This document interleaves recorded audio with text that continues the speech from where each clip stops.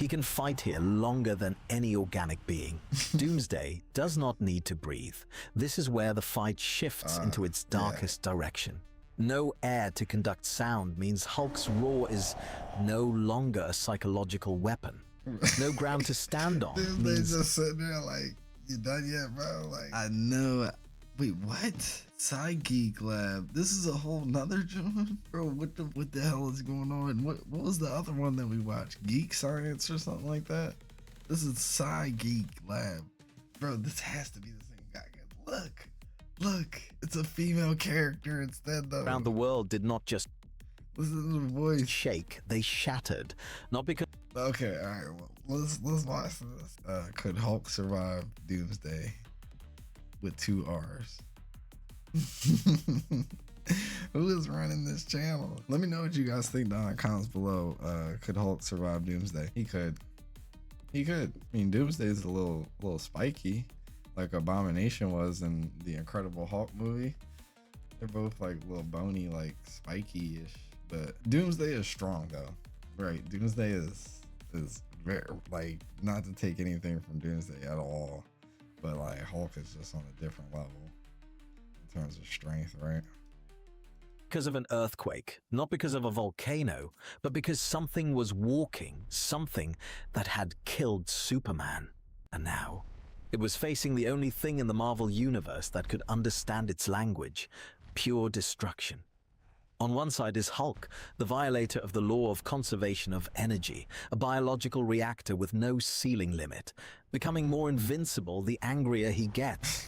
On the other side is Doomsday, a creature forcibly evolved through millions of cycles of dying and coming back to life, an adaptive machine designed... Which is crazy too. I forgot Doomsday just dies and comes back and adapts to like however he just died, basically. That is... Like, I mean, Hulk and Doomsday are basically a perfect matchup. ...by the very cruelty of the universe to never die the same way twice. This is not a battle between two monsters.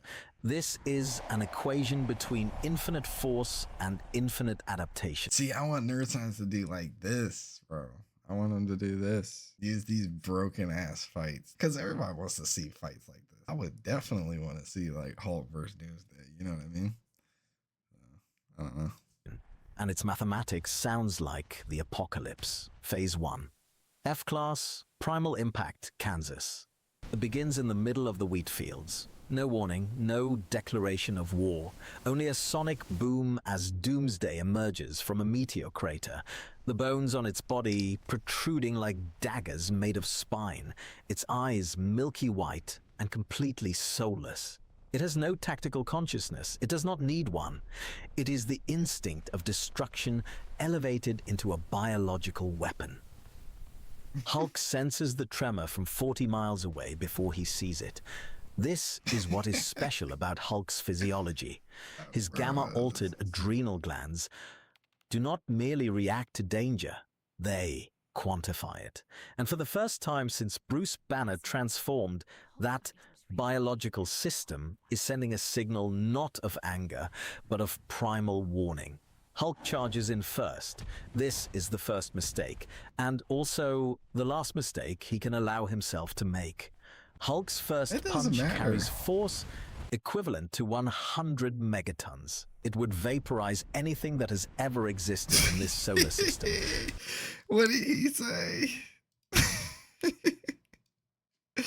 He said 100 megatons. What is that? It would vaporize anything that has ever existed in this solar system.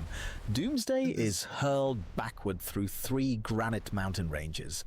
There is a moment of silence. Then comes a roar rising from the rubble, and Doomsday steps out, completely unchanged, except for one thing. The bone spikes on its arms are now longer, thicker, restructured precisely to deal with the impact. Like, how do you kill something like that then?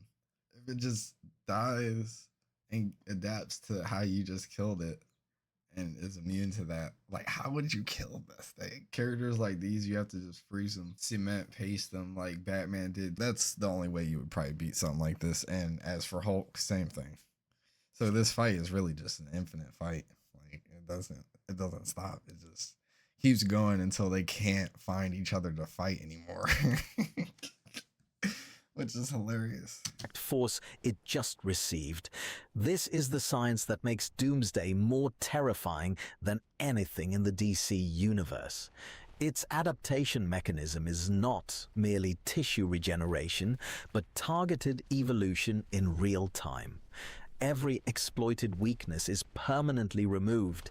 Every successful attack by the opponent is basically programming Doomsday to become Why does Doomsday keep gliding like Hulk that? has just taught this monster how to endure his attacks. Phase 2. C-Class Feedback. Threshold. Rocky Mountains. Doomsday's counterattack comes with unbelievable speed from something weighing more than 2 tons. The bone spikes tear into Hulk's skin, and this is where the fight becomes truly fascinating biologically.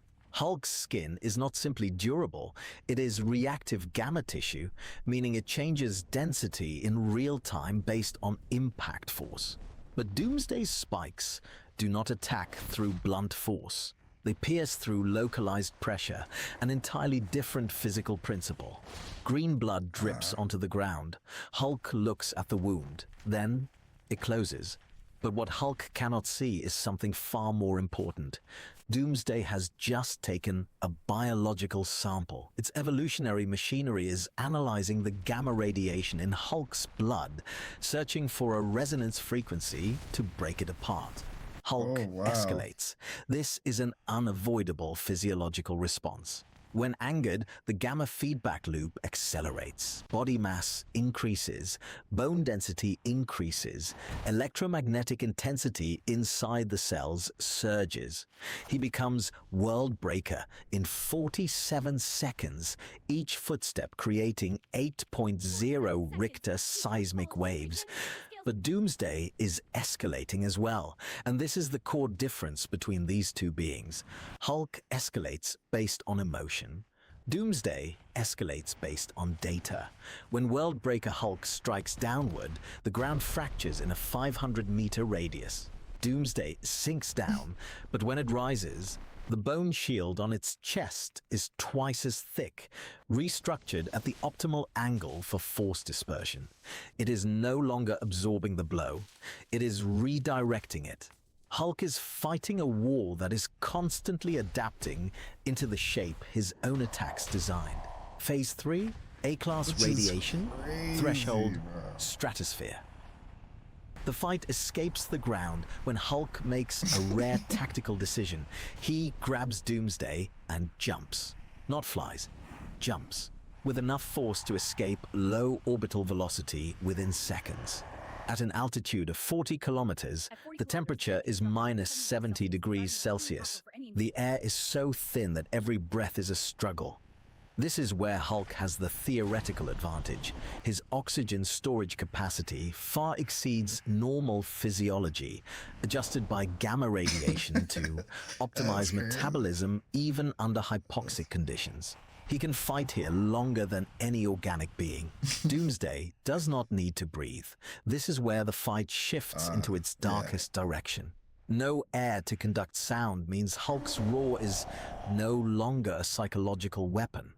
No ground to stand on. They just sitting there like, you done yet, bro? Like, every strike must generate its own reaction force. And no civilians to protect means both of them can truly unleash full power.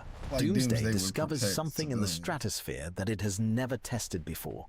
The gamma radiation from Hulk's body at high intensity triggers a reaction in its DNA. The bone spikes begin to charge electrically. The skin begins to absorb and replay the radiation as impact energy. Doomsday is weaponizing the very energy Hulk uses to fight. A reflected gamma energy beam from Doomsday's chest hits Hulk in the face. This is not a physical attack. This is direct biological interference with his energy source. Hulk's gamma cells are disrupted for 0.3 seconds, enough to make him lose balance, enough for Doomsday to grab his throat with both hands. Phase 4, the real S-class question, biological limit. And this is where we have to stop and ask the real question. Can Hulk die? Doomsday squeezes tight. The pressure is enough to crush submarine steel, but Hulk's throat does not collapse. It pushes back. This is the most important scientific moment in the entire fight. Two adaptive mechanisms meeting in a perfect biological stalemate. Doomsday's grip force increases. Hulk's muscle density increases in response. Doomsday squeezes harder. Hulk becomes denser. This is a double feedback loop. Two systems with no ceiling limit escalating in parallel. But there is one critical asymmetry. Doomsday's adaptation is immediate and permanent.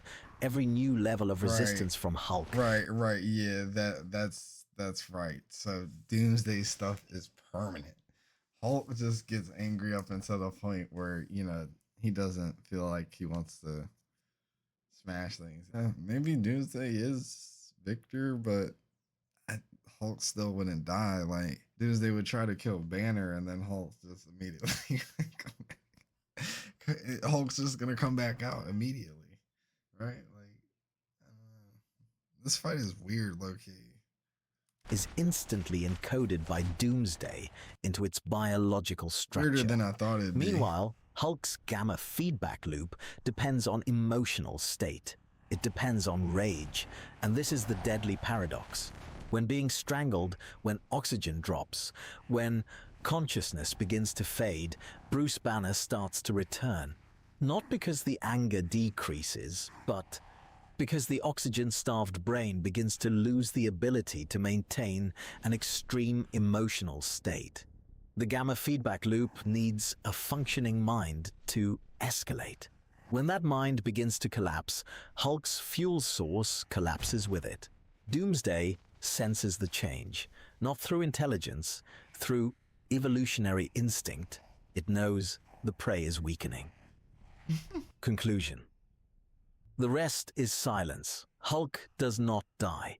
This needs to be stated clearly. You cannot kill Hulk in the traditional sense because his rage threshold is enough to regenerate from any organic damage if given enough time. But in this fight, on this day, Hulk is defeated for one reason only. Doomsday evolves faster than Hulk escalates.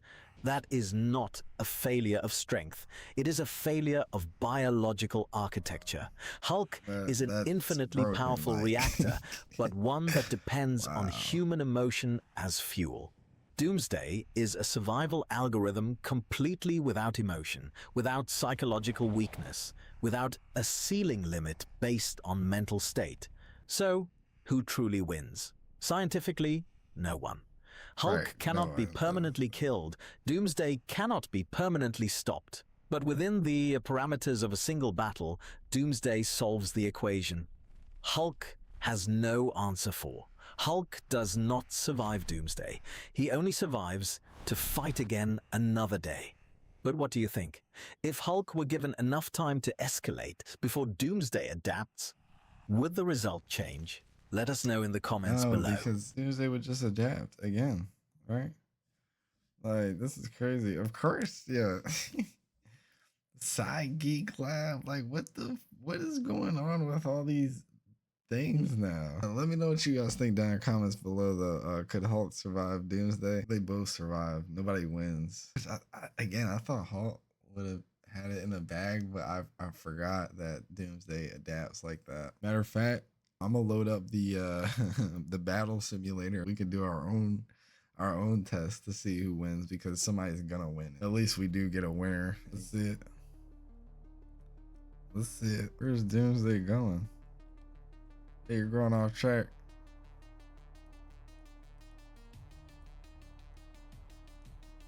There you go. There you go. Hello?